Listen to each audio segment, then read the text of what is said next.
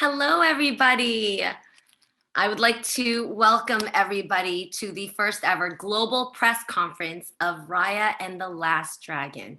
I'm Jeannie Mai, and I am so elated to be here. This is a magical experience. I've watched the film twice already just because I wanted to catch all of the details and just all of the mystique and the magic within all these cultures coming together in Southeast Asia. So I thank everybody for being here. The first thing I would like to do is, of course, introduce our amazing panel of talent that made this film possible. So let's kick this off, please, with, we have Qui Nguyen, writer of our Raya and the Last Dragon. Hi, Qui. Hi. How are you doing? Doing well. Excited to be here. Oh my gosh, me too, friend. All right, we have Adele Lim, also our writer. Hi. Hi, Adele. It's good to see you again. It's so good to be here. Osnat Shurer is our producer. Hi. Hi, Osnat. Hi. We have Carlos Lopez Estrada, our director. Hello. Good to see you. Don Hall is our director here joining us. Morning. Hey, Don. Hey. Thalia Tran is our voice of Little Noi. Good morning. Hi, Thalia. Oh, I can't wait. I have so many questions for you. Izaac Wang is the voice of Boun. Hello, everybody. Yes, come through outfit. Benedict Wong is our voice of Tong.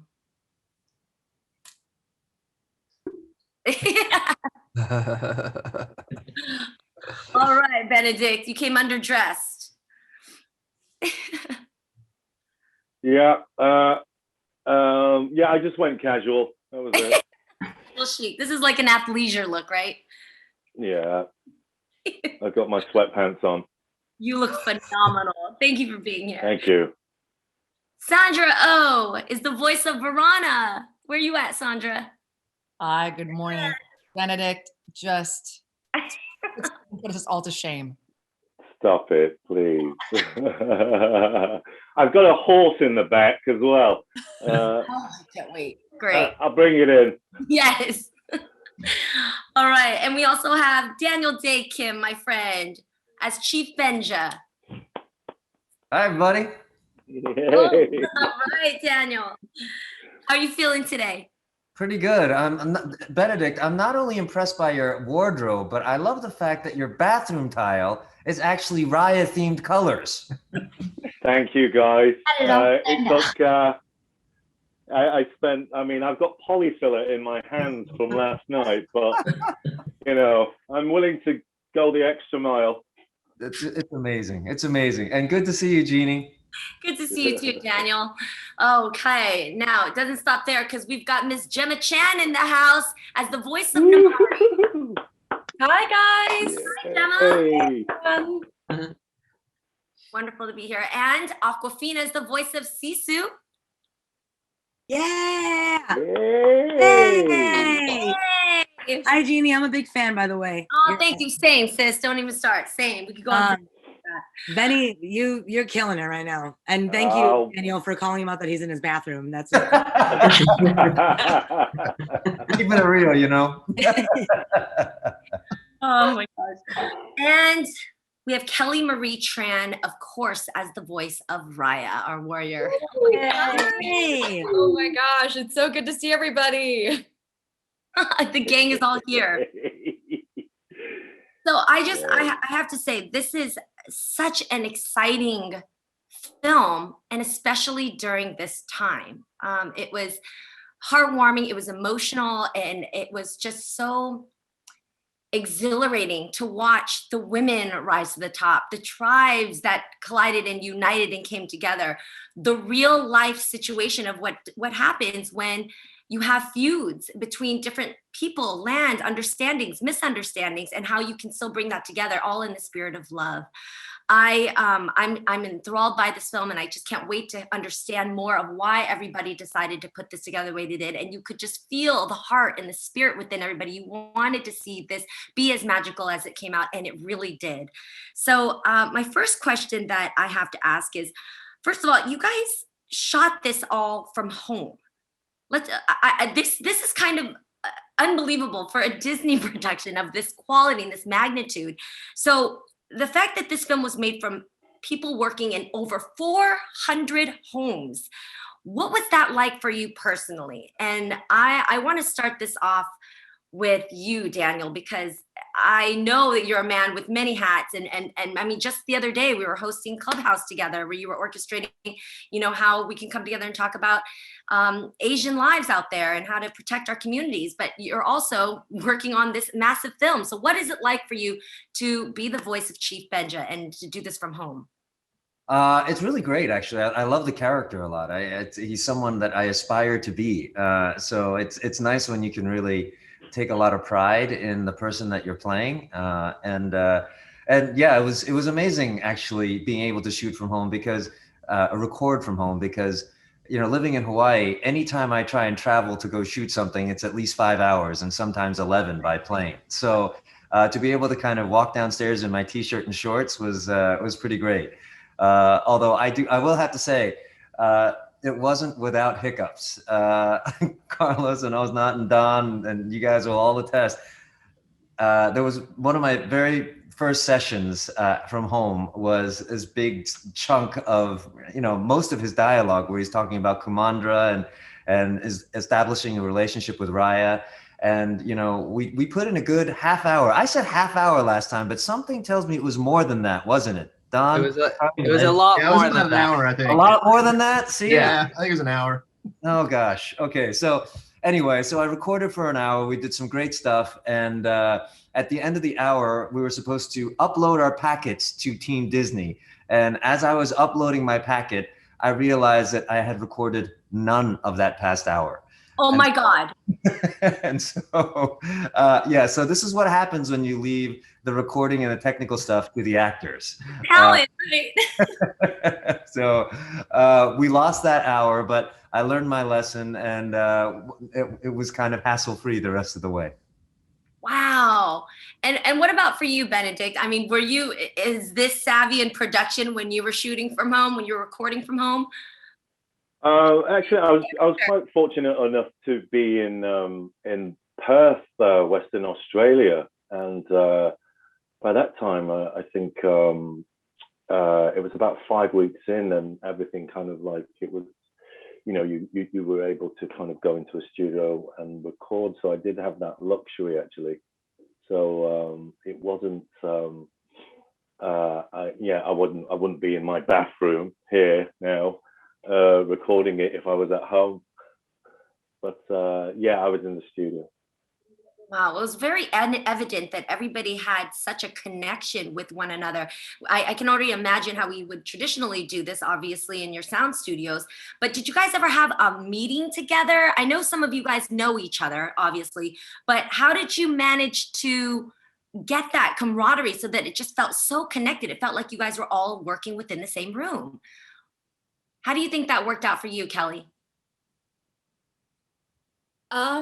Honestly, I feel like all the credit has to go to the story team, the editing team, and all of the incredible team behind the movie, because all of the actors, at least in my experience, we were all sort of isolated, and we were recording by ourselves. And I think to have seen the movie now totally finished and to see all the chemistry that these incredible characters have, I think that says a lot about just the expertise of Disney animation, and that, the incredible talent working behind this movie.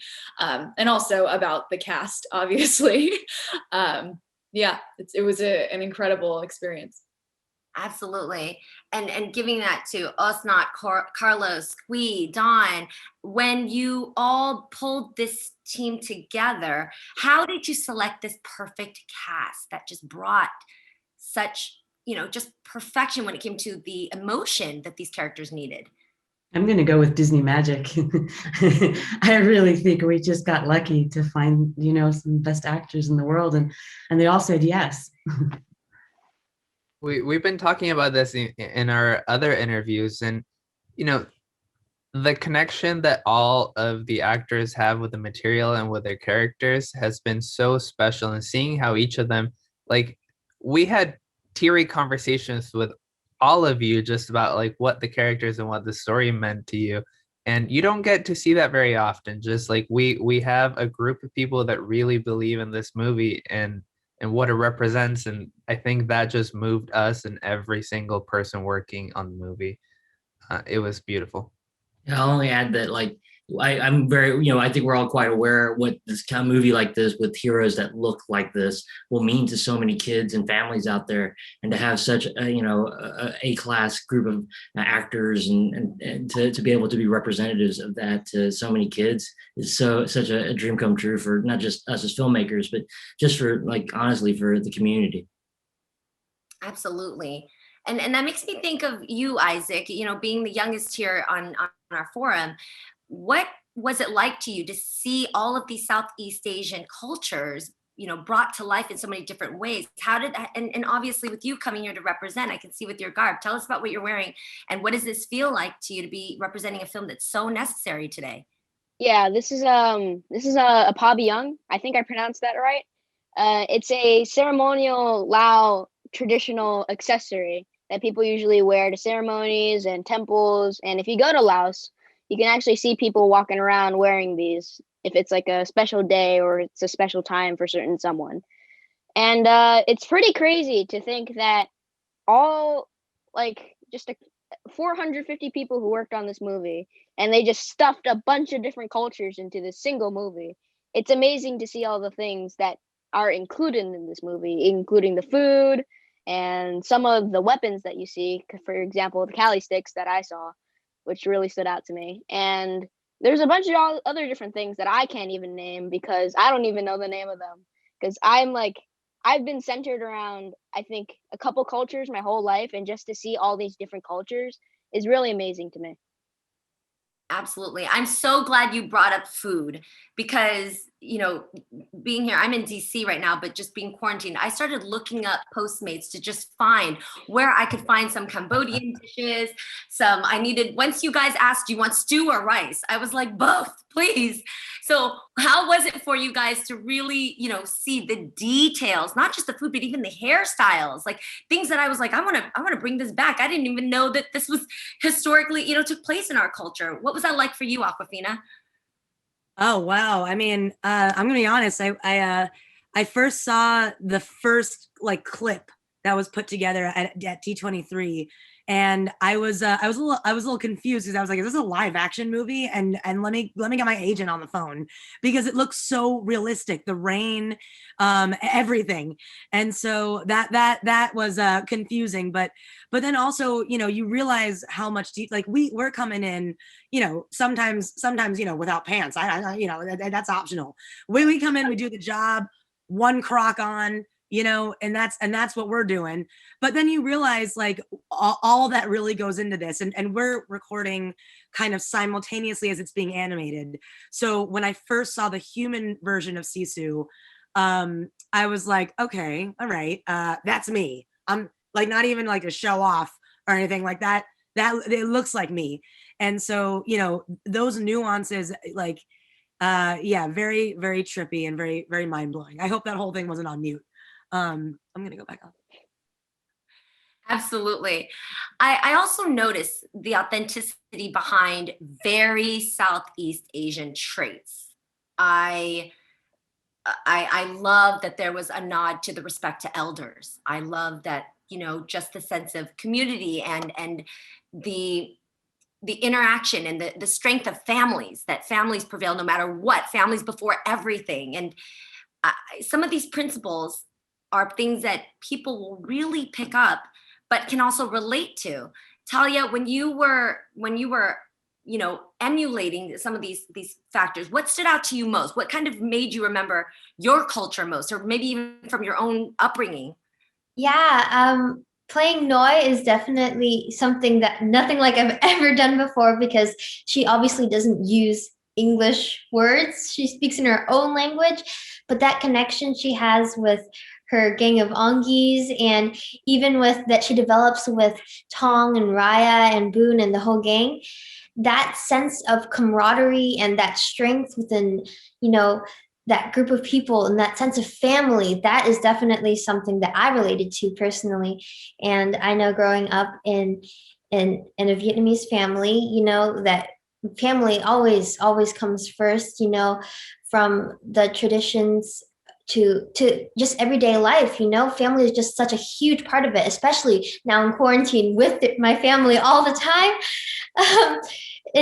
It's just something that I definitely clicked with me, and I'm like, yes, I know what it feels like. And for her to be so young and to have her family turned to stone by the Druin, and her to have to kind of raise herself with the Ongis, and that sense of strength that she has to develop, I think that's something that's also very common in Southeast Asian families, especially because it's something that is very valued, the sense of independence. And I think there's just a lot about Noi that, even though she can't speak it into words, that people will connect with, and hopefully, and I definitely connected with. So yeah. Absolutely. You mentioned your family. Have they seen the film yet? Yes, we when we did the cast screening night and everything, we were all just blown away by the film when we got to see it in its whole entirety.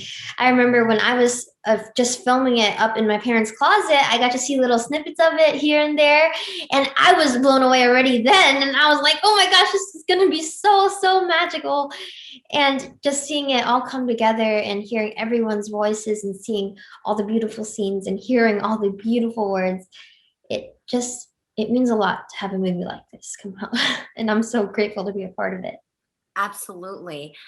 I have one last question, but I just want to remind our wonderful press that are here, and I'm sure they have so many questions.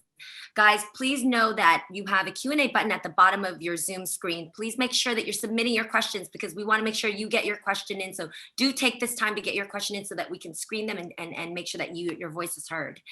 I also have a question about the dragons, because that's, in my world, I've only seen dragons on Lunar New Year. I've only seen them depicted in one way. You feed them red envelopes, and, then you've got, Dungeons and Dragons is the next time that I remember far back when. Game of Thrones, I've seen dragons. But here on Raya and the Last Dragon, there's a very different and unique iteration about what dragons symbolize. So I want to throw this to the writers and the directors. How did you guys come up with that? And what was most important to you when you utilized the dragons as symbols for this film? Anybody, Dawn? Adele, get in there. Okay. In there, well, a couple of things. It was so exciting to be able to celebrate the Eastern Dragon, and we realized that this was something that most of the world was not familiar with. In Southeast Asia, they're referred to as Nagas. They're water deities, and they bring such great auspiciousness. And so it's very different from the Western dragon that's like winged and fire breathing, something you have to destroy and take down. And we also love the symbology in our movie, because Raya thinks she's going to bring forth this water dragon who's going to, snap her fingers and just solve all the problems in the world. And instead, what she finds is this zany, offbeat, crazy creature voiced by Awkwafina, and she's vulnerable and needs to be protected. And also, she's just like, quirky and always sees the good in people, and Raya, who's such a driven warrior, is thinking this is nuts.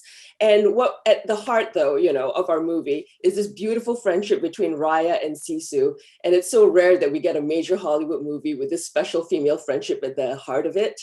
And so the last thing I would like to say about the dragon too, that humor, it wasn't just for the sake of being funny, even though she is, she's tremendously amazing and heartwarmingly funny, that there is a hidden wisdom underlying all of it, that Raya and hopefully the audience, ultimately comes to see, that humor comes from a place of seeing the best in people, the best in Raya, the best in the people that Raya thought were her enemies, in, all these people who you think, have let you down, have betrayed you. The dragon is the one who can see that spark and that that potential, and it inspires everybody to sort of come together and really get past it. So, we got a lot of our inspiration from, that auspiciousness and that feeling of the Eastern Dragon.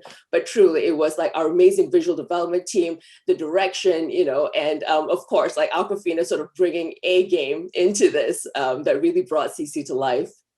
Thank you so much. Thank you for that. Thank you for those kind words. Thank you. I've often been called the symbol of auspiciousness. So.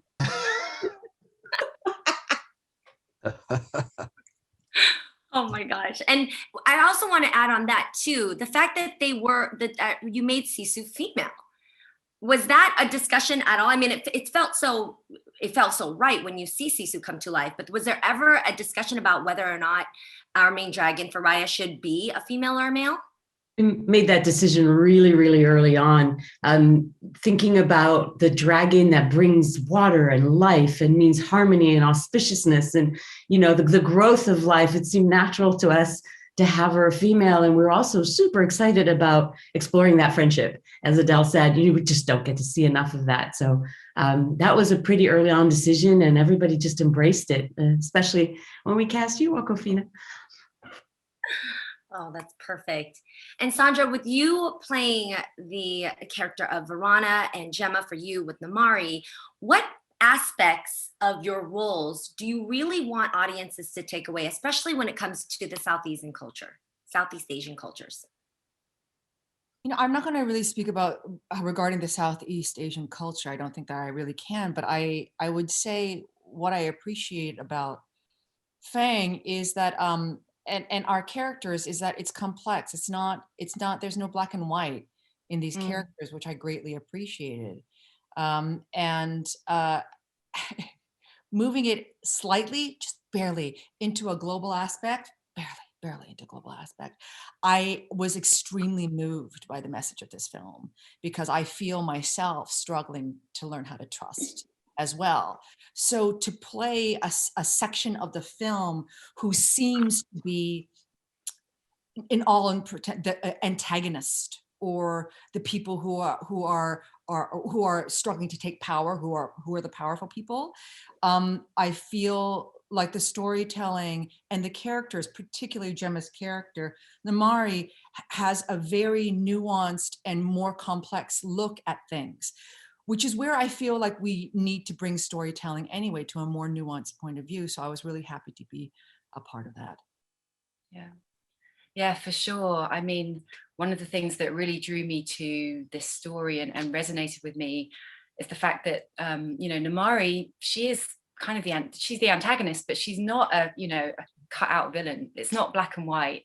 And I find that really interesting. You could, and she and Raya are also kind of two sides of the same coin. You could imagine them having each other's upbringings and easily taking each other's place. So, I similarly to Sandra, I feel like, our world it's complex and the problems of the world are only going to start to began to be solved if we all work together, and the lack of trust and the division is a huge problem. But again, you can also understand why why the people of Fang are trying to protect themselves. You can understand why we have elements in society that want to protect their own self-interest. And I think these are really complex themes to explore in a family film, and I applaud the storytellers for tackling this, and I think it couldn't come at a more kind of timely moment for where we are and the position we're in the world right now. So I'm so happy and proud to be a part of this film.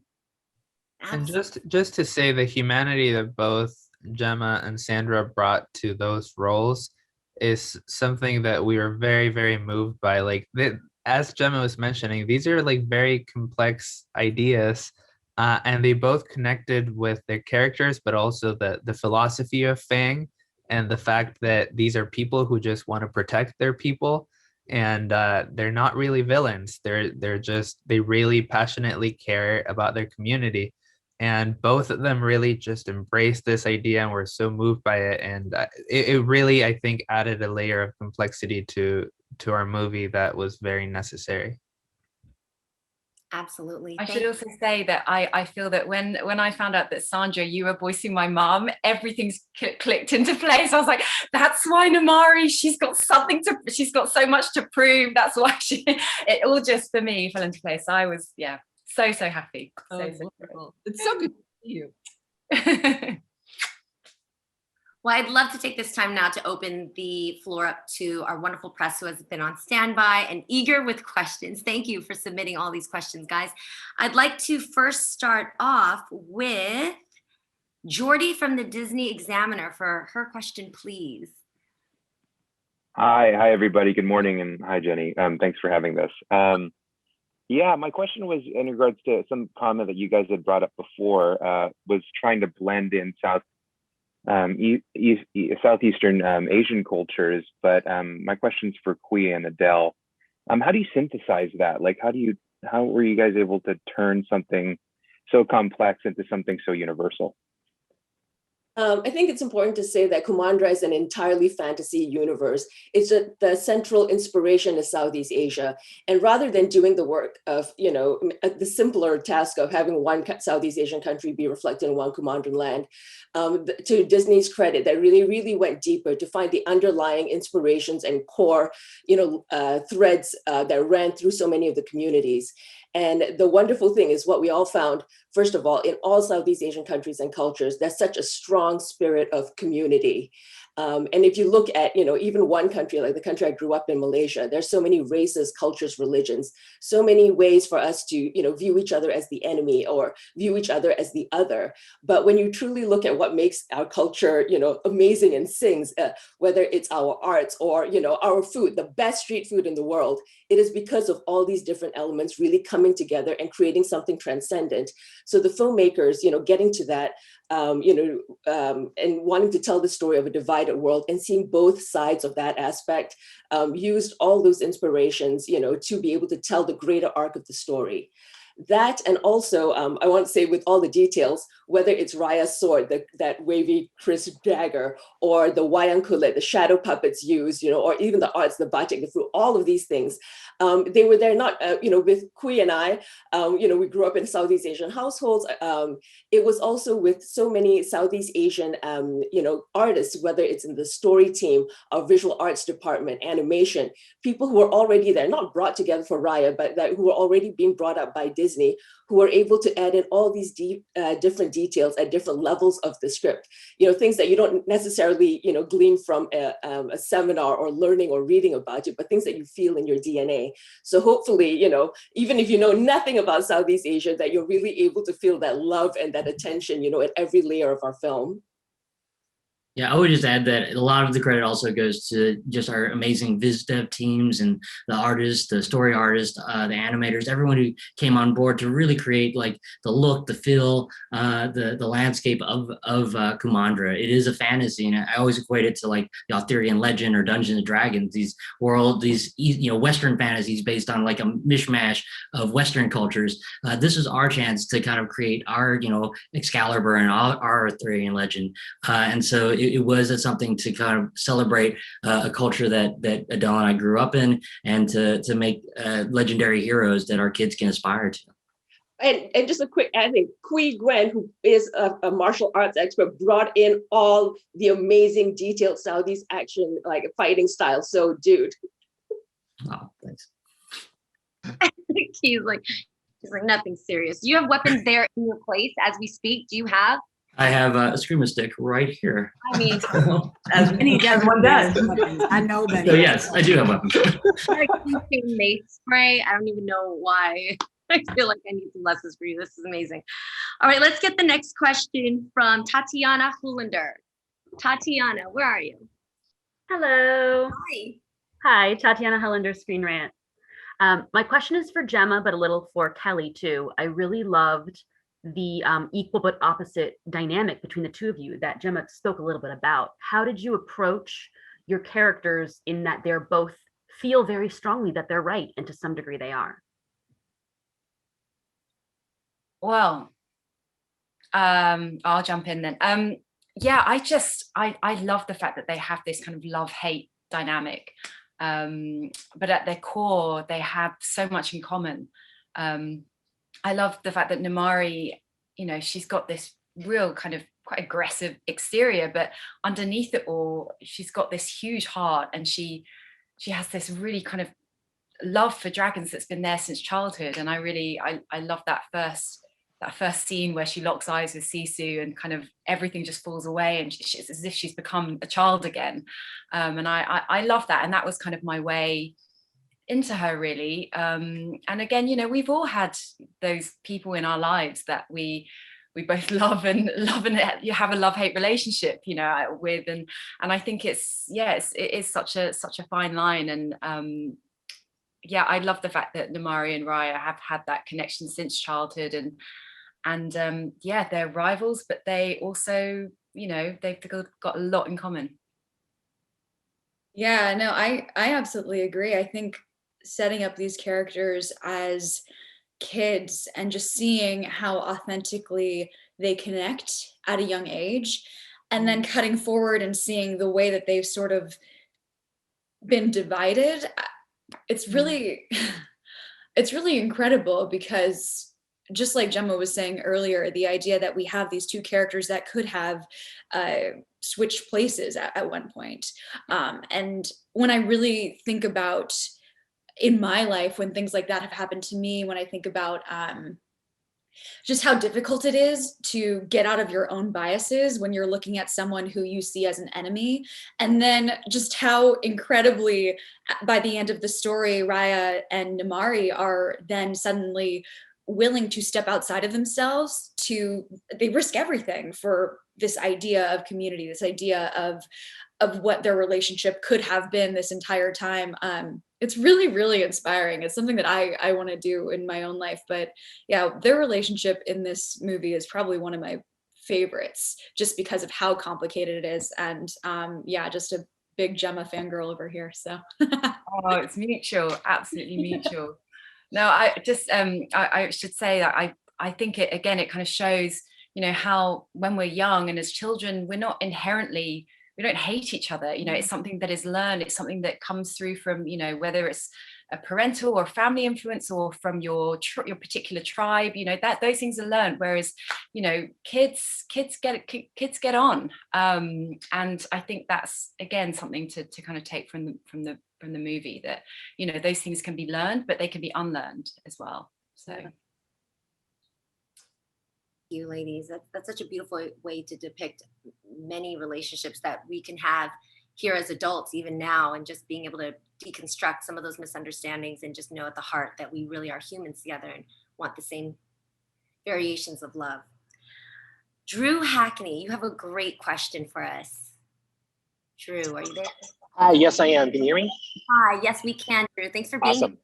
Yes, a huge fan. Loved so much the movie. And I have a quick question for Awkwafina. I'd love to hear a little bit about your comic influences. I mean, you're so funny. You did such a great job as Sisu.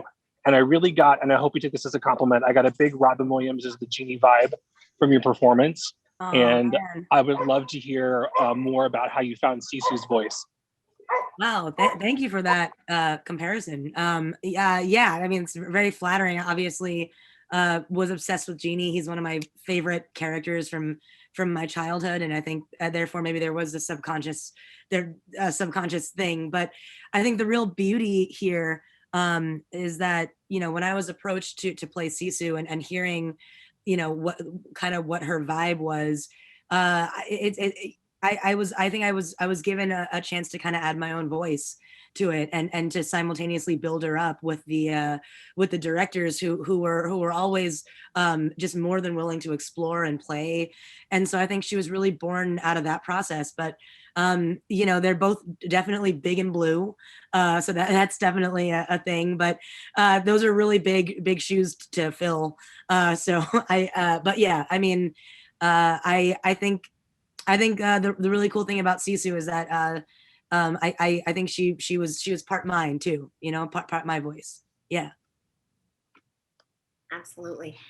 And, you know, I was also interested just to tap into Chief Benja and Raya's relationship. If I could just ask Kelly and Daniel, it was so close. It was so natural and close knit, and even the silly things like dad jokes, which I don't know if that's something, Daniel, that's something you added in. But how did you guys create that relationship? And really, had you met before playing these roles?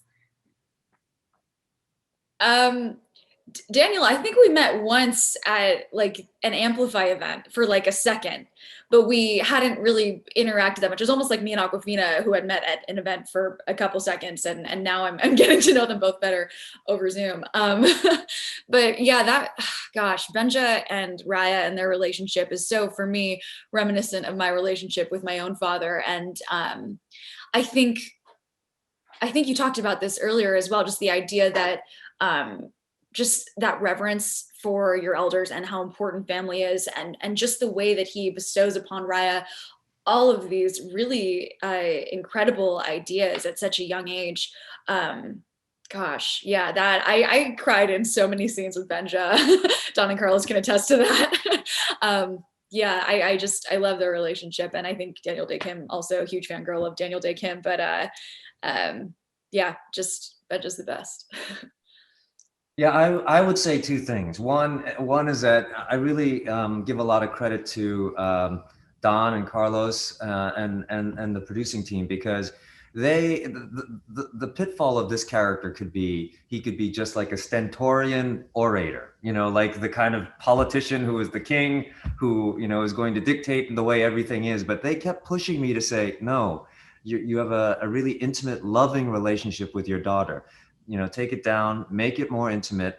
And it really triggered something different in me, and it really led to finding that relationship. And the second thing is that, I know, Kelly, we met briefly, and, I'd followed what was going on with you in the news, and I knew what you were about. And all of those things were characteristics that I could relate to and I could connect to. And so it was not just about our roles as characters, but also knowing who you were as a person, and feeling like I could connect to that personally. So it was a combination, and I think when I saw those scenes between the two of us, I really thought that connection came through, even though we never actually were in the booth together. So it's a real testament to your performance. I feel you, Kelly. I it was 15 minutes into the movie, and as soon as Chief Benja threw you into the water, to save you, I was bawling as he was turning into stone. I was just like, Dad, no, how could you? Crying, yeah. Oh my God. Okay, and the next question from Lauren Lola, please. Where are you, Lauren? Hi. Hi, Lauren. Thanks for waiting. What's your question?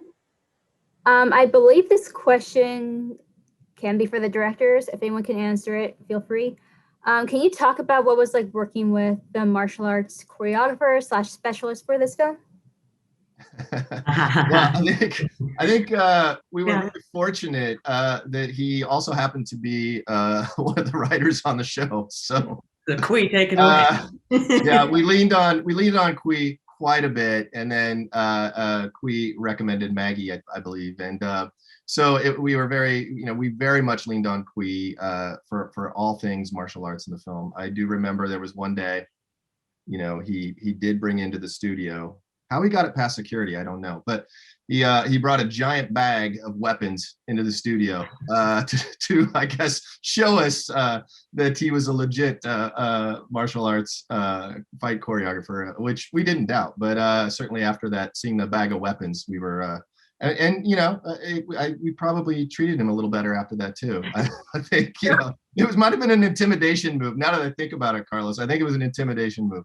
Just so it doesn't become a headline, Qui, I will back you up and say that these were staged weapons. Yes. But I know the entire crew. It was really special for them to have Qui just down the hall, because they can, the animators, the story artists, the Vista people could just go and knock on his door and just say like, hey, check this move out. Like, does this make sense? And then Qui would show them links, bring them onto movies, just do some in-office demonstrations. And to have that direct access to someone who's like so knowledgeable in that the combat in that region is, I think it was invaluable. And you really see it in the fights. They feel so different and so unique. Yeah, I'll just add that a lot of credit also goes to Maggie McDonald, who choreographed all our reference fights. And it was important for me to bring on a female fight choreographer, and she brought in a female team of fighters to do the reference because our two leads were Raya and Namaari. I wanted to make sure that the way a female body moves just different, and we wanted to honor that, so it didn't feel like we had like some Raya doing like a move that The Rock should be doing. It should be something that was really it utilized speed, strength, agility, and it was just amazing to have like martial arts from Southeast Asia highlighted in this way, because you often see in movies like this kung fu or karate. It's really nice to be able to see martial arts that touch my culture in here. But we do think that Raya could take on The Rock easily. For sure. Working on it. I think Namaari could take on The Rock as well. Yes. Well, I want to. Namaari wins with haircut by far for me. I was actually eyeballing it, and I was like, "Yo, that's kind of sick." I wish I had the gall to do that. Oh, Tanya Lamb, you've got a question. Sorry, doll. Look, here we go. The undercut. Princess undercut is one of my favorite lines in the whole movie. Tanya Lamb, are you there? Yes, I am. Tanya, thanks for waiting for us. What's your question? So my question is for Izaac. Izaac Boun brought the comedy in Raya and the Last Dragon. So how did you approach portraying him to make Boun so dang lovable? Oh man. Well, of course myself, I'm very lovable. But it was really fun doing him as a character because he relates to me a lot in energy wise. He feels like a very social person. If I ever met him in real life, he'd be that kind of guy who'd go up to you in a random day like, "Hey, do you want these cookies that I got here? Not suspicious at all. You can have them for free." And he's a really cool person to act to because I like doing his voice. It's really fun. It's like you have this, you don't want this high voice, you don't want this low voice. You kind of want to keep it in the middle, and then you also want that businessy part of it. So you kind of got this, and then you're like, "Hey, I sell used cars for only $1,000. You can come take it. You can come take it at my place." And he's a really good personality for me. I really enjoy doing characters who have a fun, energetic, comedic energy to them, and I'm really happy that I got to play Boun as myself. We loved Boun. This film couldn't be here without him. Jacqueline, you have a question for us too. Yeah, I was wondering, as an Asian American female, it was amazing to see this strong Asian cast, as that's not something that I actually saw growing up. So how was it being able to represent the Asian community in this film and in the entertainment industry? And who is that question for, Jacqueline? It could be for anyone, but I am kind of starstruck by Awkwafina and Sandra Oh today. So hello. Ladies. Sandra, come on. Well, what's exciting is looking at the screen. That's really the most exciting thing for me, because it's difficult as we've made this in the COVID times, and also how animation is made. You don't get to really meet everyone. All the directors do.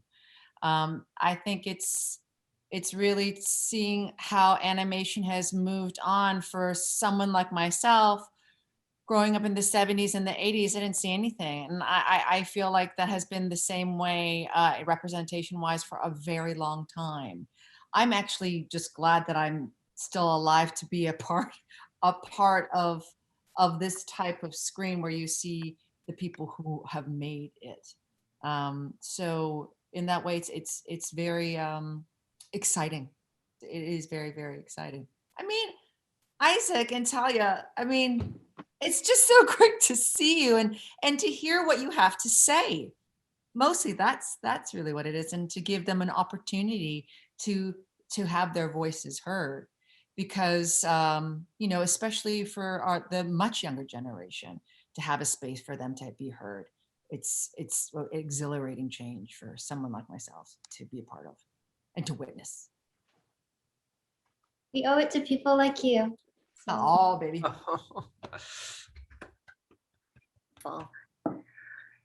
Now we have just a few minutes left, and I wanted to just ask this overall cast. It's hard to see such a beautiful celebratory film about our cultures and these communities without talking about the current times of what's happening, you know, and I know a lot of you have been very vocal about what's happening out there with injustices in Asian American lives, elderly Asians that are being targeted.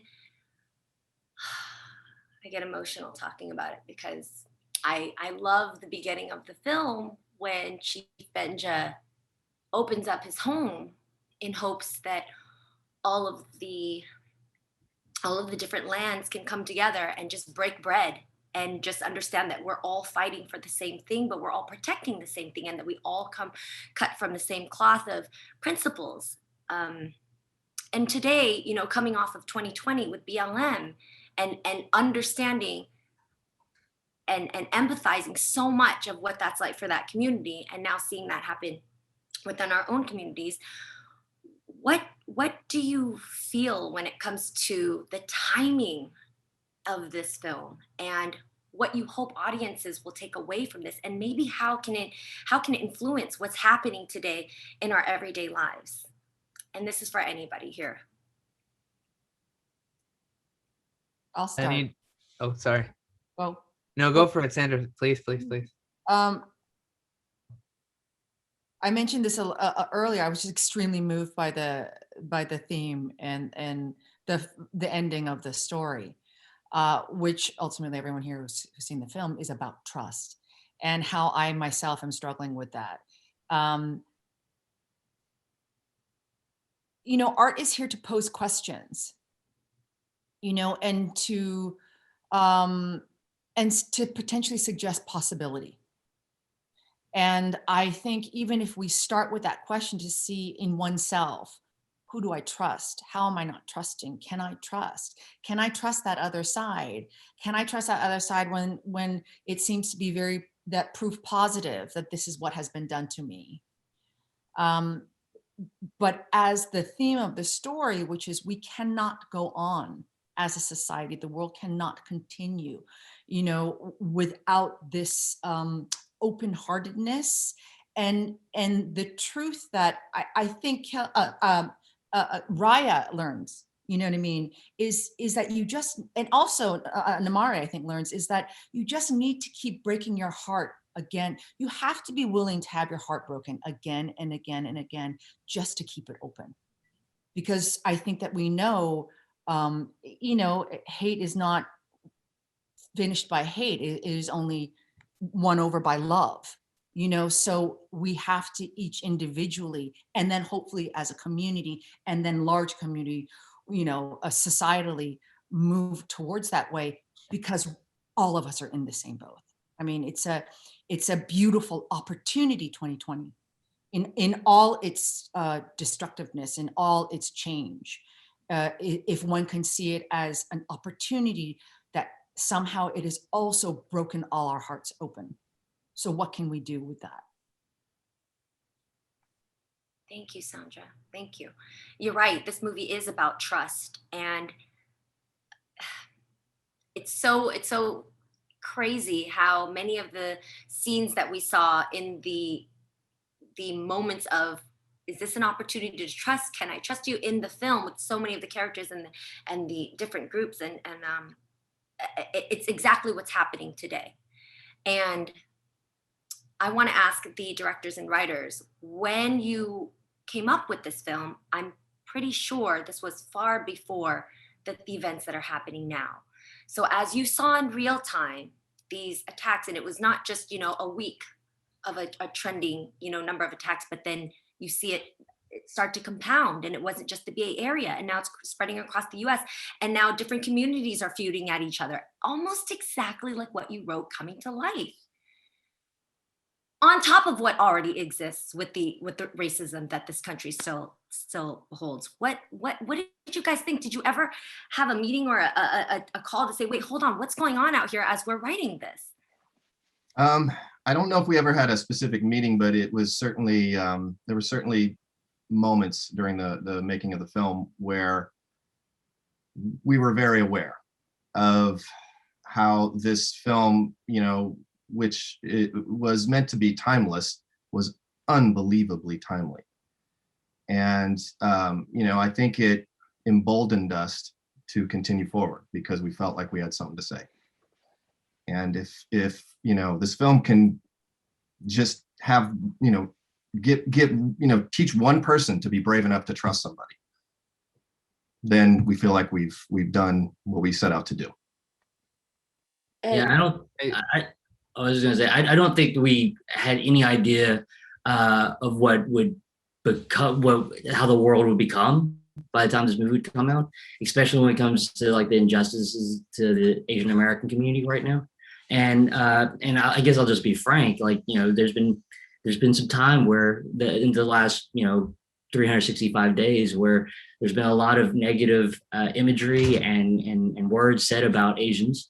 And so it's hard not to appreciate that this movie's coming out and kind of giving a counterpoint and just telling a positive story that gives a positive spin to, or not just a positive spin, but just celebrating Asian American skin, Asian American lives, Asian American people. Because I think that if you only see, and I think this is with any a group that's underrepresented, if you only see stories where you're seen as the bad guy or a thug or what have you, it starts to paint a very negative picture of you for those who don't ever get to know you, who never get to be in the room with you. And so I think step one is representation and really being out there, not just both behind the camera, the stories we tell, and then just being out there so we realize, so we can acknowledge that this world is all of us, not just any one of us. Because without that, I don't know how we get better. So I'm appreciative and grateful that this movie's coming out when it is. Can I just add something to that also? I think we can't undervalue the power of the fact that this is a Disney movie, and the people that will be watching this movie by and large are families, parents with their children, seeing this kind of representation and understanding what is possible. And Sandra so rightly pointed out that people like Izaac and Thalia they have the space to perform in these kinds of projects for maybe the first time in history to this degree. But at the same time, I'm also thinking about all the children who will be seeing Raya for the first time and seeing an Asian strong female who kicks ass and becomes a queen. She's on the path to becoming a ruler, and she's being groomed by her father to do that in a loving relationship. All of these things are such a positive portrayal, and as Qui was saying, it's exposure that brings understanding, and that understanding is what changes perception. What this movie does on the scale of those things cannot be underestimated. Yeah, I would just say that the most powerful thing that I think film can accomplish is it can give someone an opportunity to experience life through someone else's eyes, someone who give you a perspective that you wouldn't have. And Raya does that in a way that it's very optimistic, very hopeful.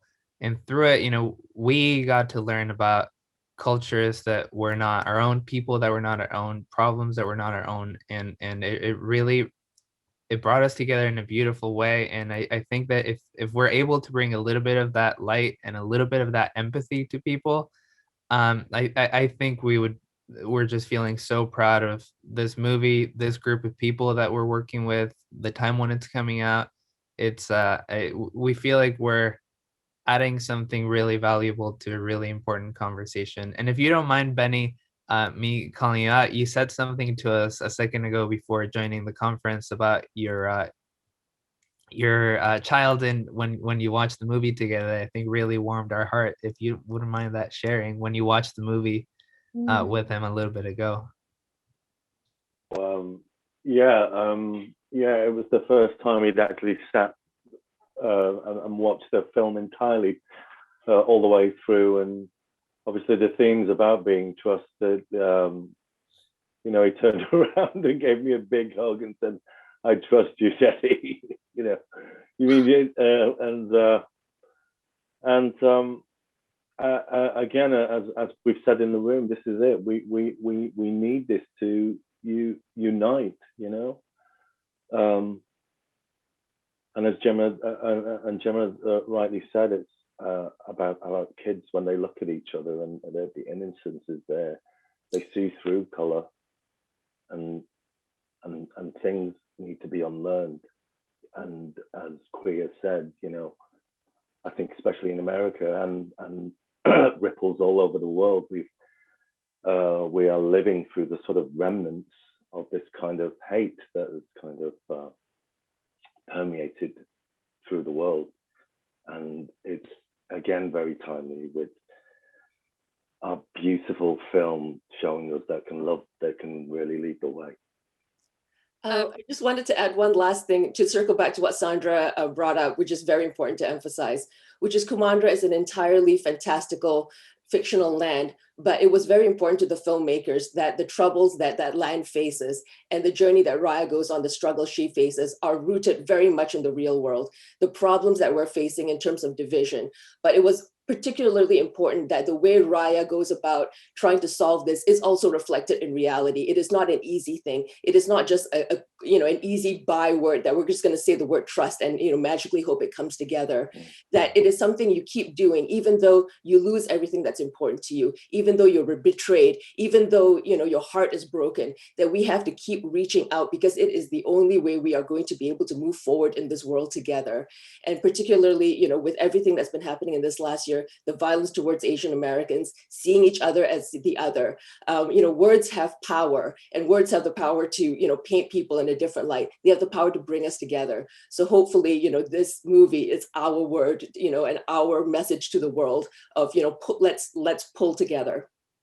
Yeah, Adele, something you said really resonated with me, and the idea that you wanted to address these issues in a way that felt real. There's a moment for me specifically with Raya when she just towards the end of the movie gets to feel justifiably and absolutely unapologetically angry.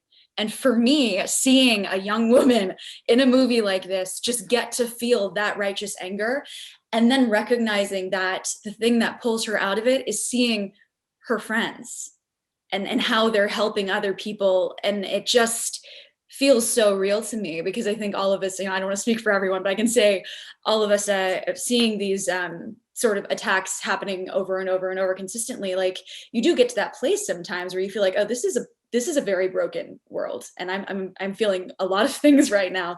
And recognizing, for me, gosh, that moment felt so grounded in reality, because like you said, Adele, you can't just say like trust, unity, like yay, it's gonna be fine.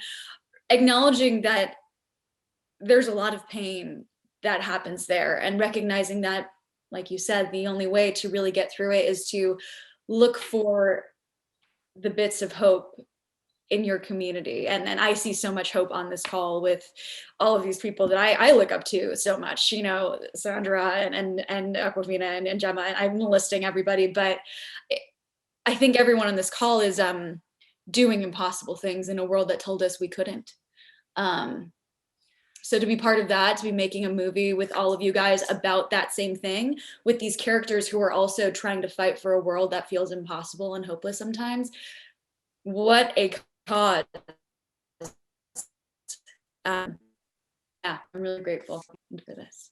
And that's so beautifully put, Kelly. I wanted to add one thing, which is that, you talking about, everything that's going on at the moment, and it is easy to feel overwhelmed with hopelessness and anger. But, as it has been said, where I get my hope from is that if you look for the helpers, and there are helpers, there are people that have been doing, and I just want to shout out all the grassroots organizations and individuals that have been doing the hard work on the ground for a long time, and maybe not getting, the airtime or the attention that they should. And this is now, it feels like there is this moment to really, spotlight their work, because they're already doing that. They're already building these kind of cross-community alliances that we need. And I just, I feel so grateful that they are there doing the hard work on the ground. And we've all got our part to play. So us as storytellers, we put out our film, which I hope has a message that resonates. And then we also have, amazing people within our communities who are doing that work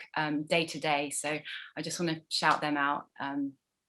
Yeah, you're so right about that, Gemma. And not only everybody here that took part in this film to tell the story, but every person here that was waiting in queue with our press. We wouldn't be able to get this story out to everybody if it weren't for you patiently waiting and making sure to share the story. One thing that has been said over and over in the past few weeks is that Asian American violence doesn't make mainstream news. But what I can count on here is everybody here will make sure to get this message of watching this film to every community out there, and to understand that this film is a necessary message in these times, and you guys have the power to spread that message for us. So thank you for using this film as a way for all of us to break bread and to make sure all the communities understand that we do trust and love one another. I just want to thank everybody so much for taking the time to be here today, and to let you know that Raya and the Last Dragon is in theaters and on Disney Plus with premiere access March 5th. Make sure everybody's out there watching it, and do stay safe. I do appreciate being here with you guys. This is an honor for me. So thank you so much. Bye, Jeannie. Bye, guys. See you. Bye, everybody. Bye, bye, everybody. So great to see you. Bye. Bye, guys. Yeah.